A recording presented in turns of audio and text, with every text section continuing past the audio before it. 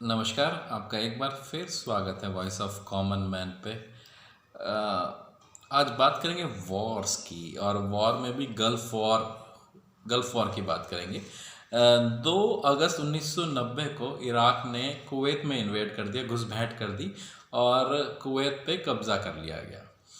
तो पर ये कब्ज़ा क्यों किया इराक ने, इसके पीछे भी एक स्टोरी है। इराक ईरान का वॉर चला कम से कम लगभग 7 साल चला, और इस वॉर के चलते इराक की जो फाइनेंशियल कंडीशन थी, जो इकोनॉमिक जो अर्थव्यवस्था थी उसकी, वो चरमरा गई थी, वो काफ़ी कमज़ोर हो गई थी। और इस पूरी वॉर में ध्यान दीजिएगा, पूरी वॉर में कुवैत ने इराक का साथ दिया, और कुवैत ने इराक को लगभग $14 बिलियन का कर्ज दिया। तो जैसे तैसे 7 साल बाद ये इराक ईरान वॉर ख़त्म हुआ, और उसके बाद कुवैत ने प्रेशर बनाया इराक के ऊपर कि भैया हमारा कर्जा हमें लौटाओ। पर इराक का एक तर्क था कि मैंने इस पूरे मिडिल ईस्ट के अंदर ईरान का दबदबा कम किया है। तो उसने कुछ ऐसे तर्क दिए, और कई बार मीटिंग्स हुई इराकी और कुवैती ऑफिशियल्स के बीच में कर्जा वापसी को लेके, पर कुछ बात नहीं बनी, कर्जा कुछ वापस नहीं हो पाया। तो इसी बीच ओपेक एक ऑर्गेनाइजेशन है, organisation of petroleum export company. तो उनकी मीटिंग्स के अंदर जो जो देश ऑयल एक्सपोर्ट करते हैं, उनकी मीटिंग्स के अंदर इराक के तत्कालीन ऑयल मिनिस्टर ने कहा कि अगर क्रूड ऑयल की कीमत बढ़ी तो उससे इराक को फ़ायदा होगा, उसकी अर्थव्यवस्था ठीक हो जाएगी, और फिर वो कर्जा देने की स्थिति में हो सकता है। पर कुवैत ने इस बात को ज़्यादा तवज्जो नहीं दी उस मीटिंग के बाद, और कंटिन्यू जो कुवैत ने अपना ऑयल प्रोडक्शन बढ़ाता गया। उसने ऑयल प्रोडक्शन अपना 50% से भी ज़्यादा बढ़ा लिया, और ओपेक को जो मैंडेटरी कोड था उससे भी कहीं ज़्यादा बढ़ा लिया उसने।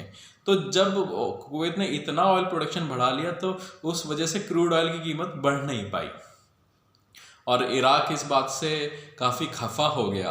और फिर इराक ने सोचा कि मैं कुछ करूं, तो उसने कुवैत में घुसपैठ करी और कुवैत पे कब्ज़ा किया, और उसके जो ऑयल वेल्स थे कुवैत के, उन सब पर अपना कब्ज़ा कर लिया। उसकी अब ये मंशा थी कि मैं इस पूरे एरिया का सबसे बड़ा ऑयल एक्सपोर्टर बन जाऊं और सारे रिजर्वेयर्स मेरे हों। तो जब 2 अगस्त 1990 को ये सब हुआ, कुवैत में घुसा इराक, तो उसके बाद उसके ऊपर कुछ सेंक्शन भी लगे। UNSC, United nation security council ने भी उसको बोला कि भाई आप वापस चले जाइए, पर कुछ हुआ नहीं। ये उसके बाद धीरे धीरे अमेरिका के तत्कालीन प्रेसिडेंट थे जॉर्ज डब्ल्यू बुश, और तो उन्होंने अपने ट्रूप्स भेजने चालू किए। ये ट्रूप्स इकट्ठे हुए सऊदी अरेबिया के बॉर्डर एरियाज पे कुवैत में, और इस लड़ाई को शुरू करने के लिए 35 कंट्रियों ने कुवैत का साथ दिया। इस 35 कंट्रीज में कुछ 7 मेजर कंट्री थे जिसने अपने ट्रूप्स भेजे, बाकी कंट्री ने पीछे से उसका सपोर्ट किया, कुछ फाइनेंशियल सपोर्ट किया, कुछ और सपोर्ट किया। ये जो मेन कंट्रीज जो आगे थी, उसमें सबसे आगे था यूएस, फिर United kingdom, France, Saudi Arabia और इजिप्ट। ये 5 मेन देश थे, और इस लड़ाई में कुवैतीस भी लड़ रहे थे। और इस लड़ाई में जो शिया कुर्दिश थे इराक के, जो उनसे सद्दाम हुसैन की नीतियों से परेशान थे, शिया कुर्दिश, उन्होंने भी इस युद्ध में कुवैत को सपोर्ट किया। तो फिर ये कहीं जाके ये जो फर्स्ट बॉम्बार्डिंग हुई इराक के ऊपर, ये 17 जनवरी 1991 को पहली बार बॉम्बार्डिंग हुई इराक के ऊपर। एरियल बॉम्बार्डिंग भी हुई, नेवल बॉम्बार्डिंग भी हुई, और काफ़ी तहस नहस, काफ़ी नुकसान किया। वर्ल्ड वॉर 2 के बाद सबसे लार्जेस्ट मिलिट्री कॉम्बैट था ये जो गल्फ वॉर हुआ। इसमें वर्ल्ड वॉर 2 के बाद सबसे ज़्यादा मिलिट्री कॉम्बैट हुआ, सबसे ज़्यादा मिलिट्री ने इसमें पार्ट किया। 9.5 लाख ट्रूप्स ने पार्ट किया अमेरिका की तरफ से, जिसमें से 7 लाख ट्रूप खाली अमेरिका के थे, और 6.5 लाख इराकी सोल्जर्स इस लड़ाई में अपना समर्थन दिया इराक को। और उसमें इराकी कुछ ऐसे सोल्जर्स भी थे जो उस टाइम ट्रेनिंग पे थे, इनकी ट्रेनिंग पूरी फिनिश नहीं हुई थी, तो उनको भी इस युद्ध के चलते अपनी आधी ट्रेनिंग छोड़ के इराक के लिए युद्ध लड़ना पड़ा। इस बॉम्बार्डिंग में करीब कम से कम 25 से 50 हज़ार इराकी सोल्जर्स मारे गए, 1500 कुवैती सिविलियंस मारे गए, और 3,000 या 3500 इराकी सिविलियंस भी मारे गए।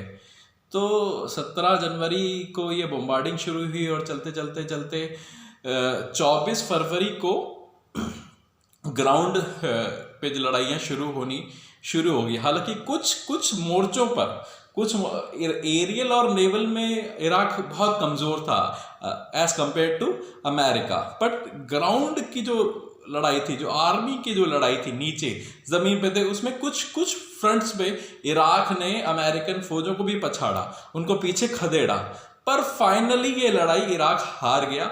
28 फरवरी को यूएस प्रेसिडेंट ने कहा कि अब कुवैत अब आज़ाद है, और इराक ने भी यूएन रेजोल्यूशंस को मानने की बात कही कि अब हम यूएन रेजोल्यूशन मानेंगे। तो इस तरह से 28 फरवरी को ये युद्ध ख़त्म हुआ। इस बीच 13 अगस्त 1990 को भारतीय गवर्नमेंट थी, उसने भी जो भारतीय थे वहाँ पे 1,75,000 भारतीयों को वहाँ से एयरलिफ्ट किया।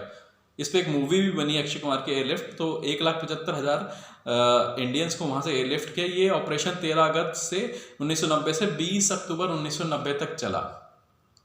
तो फाइनली कुवैत आज़ाद हुआ, और उसके बाद जो हुआ वो आप सब लोग जानते हैं। चलिए आज के लिए बस इतना ही। Thank you so much. जय हिंद, जय भारत।